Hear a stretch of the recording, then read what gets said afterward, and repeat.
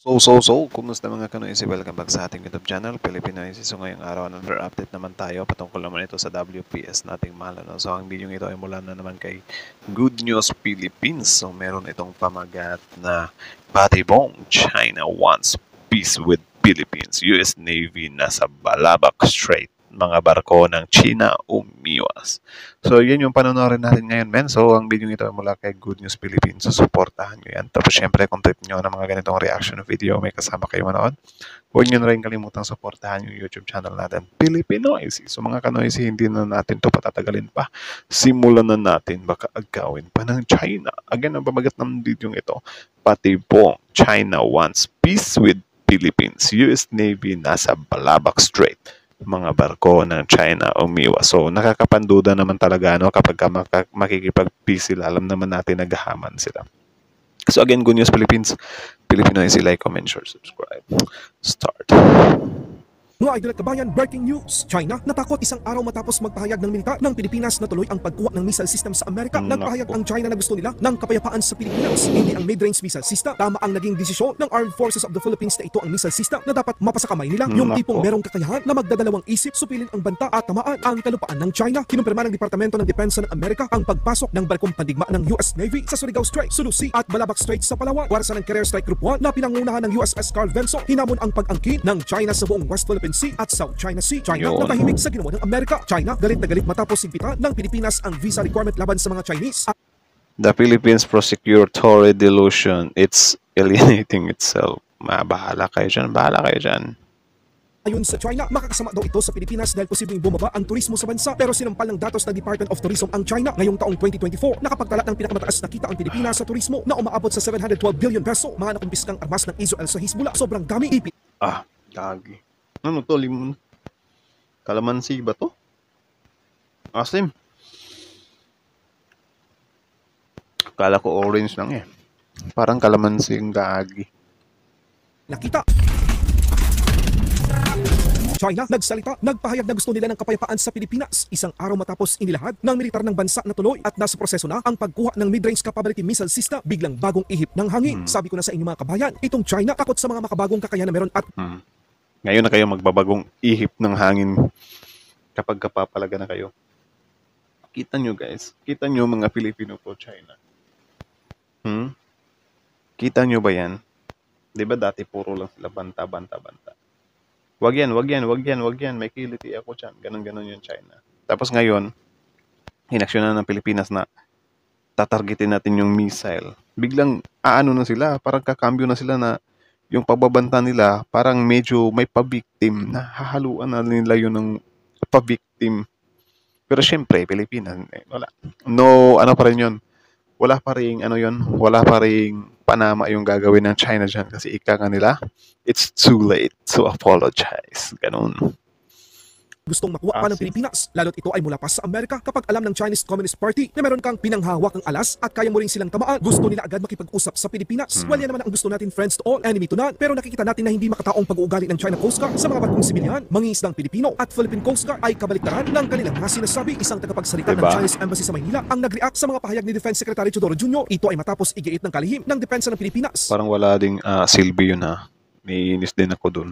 Nakarapatan natin ang pagpayag sa Amerika ng paglagay ng US missile system sa bansa sa kabila ng pagtutol ng China. Dagdag pa ni Secretary Gibo Teodoro Jr. na kung gusto talaga ng China na bawasan ang tensyon sa West Philippine Sea, itigil ng China ang mga promoksyon nito, ang pangingialam sa ating bansa at umalis sila sa loob ng exclusive economic zone ng Pilipinas, lalong-lalo na sa Spratly Islands, Baho de Masinloc at iba pa. Ang mga binitawang pahayag ng Ministro ng Depensa ng Pilipinas ay hindi nagustuhan ng Chinese Embassy sa Maynila. Ayon sa spokesperson ng Chinese Embassy, wala daw basihan at bias daw si Department of National Defense Secretary Gibo Teodoro. Dagdag pa, iginit ng China, inay ko, our kapal ng mukha, di ba? Tayo pa talaga yung sasabihan ng bias. Baka kayo yung bias sa bansa nyo. Porkit nasa sa bansa nyo kayo, kahit may embassy pa kayo dito, hindi nyo naman nire-respeto yung Pilipinas eh. Hindi nyo nga naisip na pumagit na eh.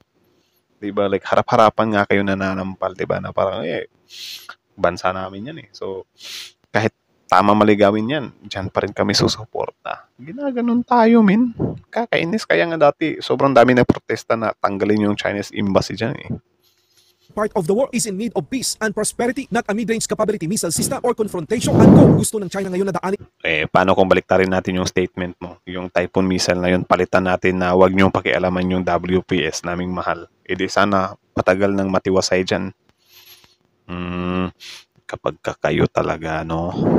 sa pakikipag-usap at konsultasyon ang mga nangyayari sa West Philippine Sea. Iniulit ng Chinese Embassy na alisin na sa bansa ang Typhoon missile system tulad daw ng ipinangako ng Pilipinas sa publiko at tigilan na raw ng Pilipinas ang pagtaha sa maling landas. Kita nyo na mga kabayan, gusto ng China diktahan nila ang bawat galaw at kilos ng Pilipinas. Ganon ka-insecure ang China sa missile system ng Amerika na nasa Hilagang Luzon sa kasalukuyan. Halos 8 buwan nang nasa bansa ang Typhoon missile system at patuloy ang pagsasanay ng mga sundalo ng Pilipinas dito. Kung kayo ang tatanungin, dapat bang makinig ang gobyerno ng Pilipinas sa hiling ng China na alisin ito sa bansa sa ibang Ba't alisin yan? Paano kung bumili na lang tayo ng marami niyan? Di ba? balita naman, kinumpirma ng Departamento ng Depensa ng Amerika na ang Carl Vinson Carrier Strike Group kung saan pinangungunahan ng USS Carl Vinson CVN-70 aircraft carrier. Sakay nito ang mga eroplanong mandirigma na kabilang sa Carrier Airwing 2, ang guided missile cruiser USS Princeton, CG-59, USS William Lawrence, DDG-110 at USS Terrat, DDG-104, mga Arleigh Burke-class guided missile destroyer ang naglayag sa Surigao Strait, Sulu Sea at Balabac Strait, mga karagatang nasa loob ng territorial seas ng Pilipinas. Kahit Pasko, hindi ito hadlang para magsagawa ang hukbong dagat ng Amerika ng mga operasyong upang masiguro ang seguridad ng mga kaalyado nito tulad ng Pilipinas. May narinig ba kayo sa China? Wala, dahil ipapasa na ng Amerika ang kanilang nakita. Ang mga barko ng China isa-isang umaalis para makaiwas na harapin ang mga barkong pandigma ng Amerika sa ibang balita naman. Tapos sasabihin nila, hindi daw natatakot yung China sa Amerika. Kita nyo naman, men. Sobrang takot, men, ng China sa Amerika. Same as sa mga Pilipinong pro-China sa China. Sobrang takot din sila. Diba? Tapos ngayon, bigla nating puputulin yung ties natin sa Amerika. Para saan? Para sobrang dali lang tayong ogagi ng China. Hindi pwede yun. China, galit na galit matapos sigpitan ng Pilipinas ang visa requirement ng mga Chinese nationals matapos ang sari-saring illegal na kinakasangkutan ng mga Chinese foreigner dito sa Pilipinas. Hinigpitan ng Pilipinas ang pagkuha ng visa ng mga Diba? Tapos iiyakan nila yan. May mga basihan naman talaga tayo. Kasi sobrang maraming mga illegalista ang mga Chekwa na pumapasok dito sa bansa natin.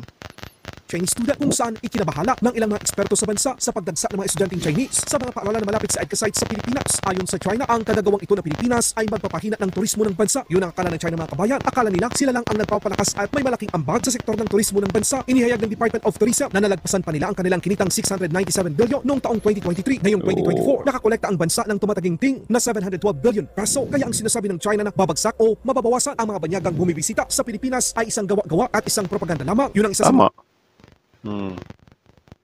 Tsaka hindi naman namin na kayo kailangan na dumagdag pa kayo dito.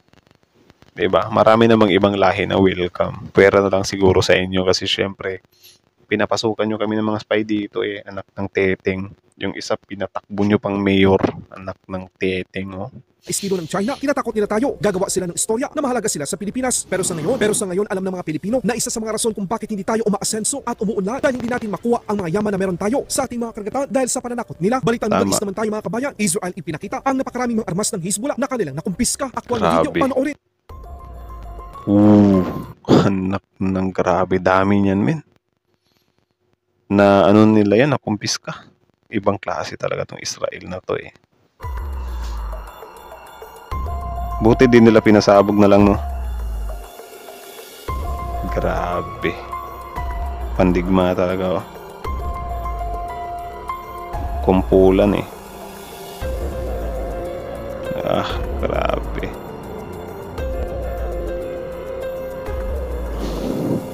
Yung mga ano nila, no, mga pandigma ng Hezbollah is mga makaluma. Di nila alam, meron ng Iron Dome yung Israel Grabe, dami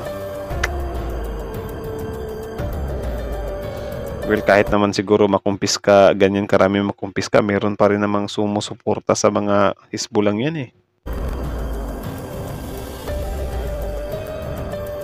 Parang kawayan.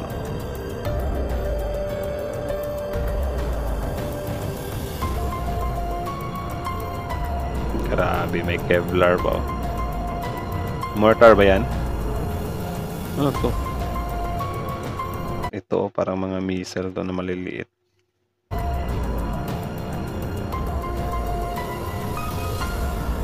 Grabe.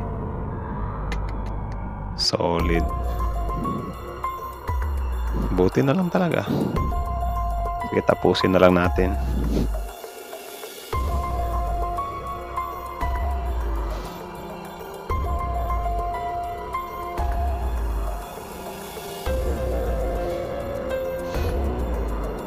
Yan oh, sobrang dami oh. Mga pasabog. Iyak ngayon ang ano niyan. Iyak ngayon ang Hezbollah niyan. Imbis na ano, humihingi pa sila ng supply. Ngayon, nakumpiska pa. Minamalas na talaga ano. So, tunay nga na kapag ka against ka sa kabutihan, hindi ka talaga magwawagi, men. So, yun lang naman mga kanohisi. So, kayo naman sasabi nyo doon. Comment down below. Tapos yun, pag-usapan natin yan sa comment section. So, again, ang video yun ay mula kay The Good News Philippines. Supportahan nyo yan. Original video link in the description box below. Tapos, syempre, bago nyo iwan yung YouTube channel natin, Pilipinoisy, don't forget to like, comment, share, subscribe. So, kita nyo naman yun, men. May patibong-patibong pa yung China. Actually, nakakatakot yung ganyan. Na yung tipong magsisimula na sana tayo na biglang mag-a-acquire tayo. Biglang naantok ako. Alis na naantok. Wait lang. Kunyari, magpapalakas tayo. Tapos nakita ng China na, uy, nagpapalakas na itong mga to ah.